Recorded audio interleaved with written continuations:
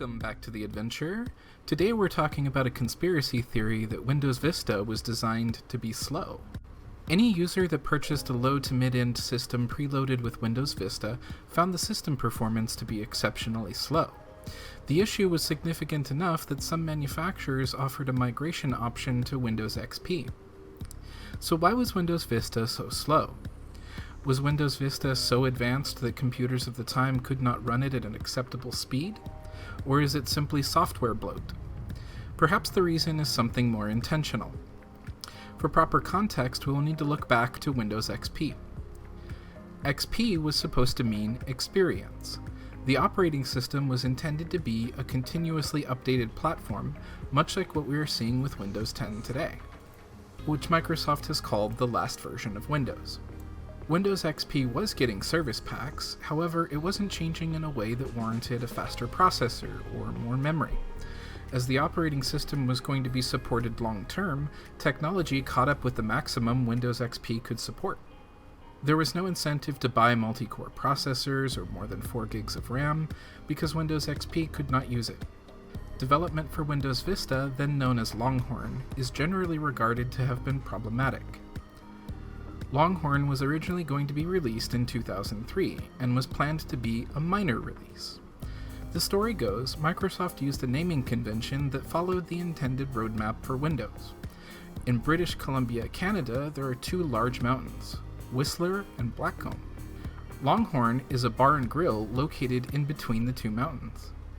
If you were to travel from Whistler to Blackcomb, you would pass Longhorn. Similarly, Windows Vista was to be a minor release between Windows XP and Windows 7. However, the Longhorn development team became overwhelmed by feature creep. Features that were intended for what would become Windows 7 were being added to the project plan for Longhorn. Circa 2004, development for Longhorn was reset. The new development began building from the Windows Server 2003 codebase and took roughly 2 years to complete. The reset in 2004 was the point development turned from making the next version of Windows to making future technology worth investing in. Processors that are being released in 2019 were designed and prototyped several years ago. Technology beyond what Windows XP could support was being developed by hardware manufacturers in 2004.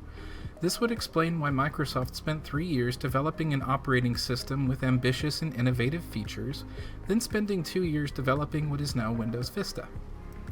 The target hardware changed along with the goal. Features became far less important. Computers that shipped with Windows Vista oftentimes performed better running Windows XP. That may seem obvious because XP was over 5 years old by the time Vista launched, and surely whatever operating system came after XP would have higher system requirements. However, systems that shipped with Windows Vista pre-Service Pack 1 also ran Windows 7 better. The reason for this is, hardware manufacturers had new products ready to launch, but no market for them. Something needed to push the old hardware into obsolescence and incentivize upgrading to quad-core processors and building systems with more than 4 gigs of RAM. That thing was Windows Vista. Every company in the ecosystem stood to benefit from the shift in hardware standards, from the raw material suppliers to hardware manufacturers and software developers. Even Apple would benefit from the shift despite their systems not taking advantage of the new hardware for a couple of years. Apple actually played a key role in the cover-up.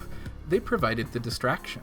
At the Apple Worldwide Developer Conference in 2006, Steve Jobs and Bertrand Surlet had some comparisons to make between macOS and Vista. The underlying theme of the presentation is that Microsoft is just copying Apple. Apple then launched an ad campaign that would destroy Vista's reputation. Their payout came in the form of growth. Put another way, some users switched from PC to Mac in the wake of Vista's release. The history of Windows Vista may have been of folly and ineptitude, or it may have been a genius scheme to get customers to buy new hardware. Unfortunately, we may never know. Subscribe for more great videos. Thanks for stopping by. See you next video.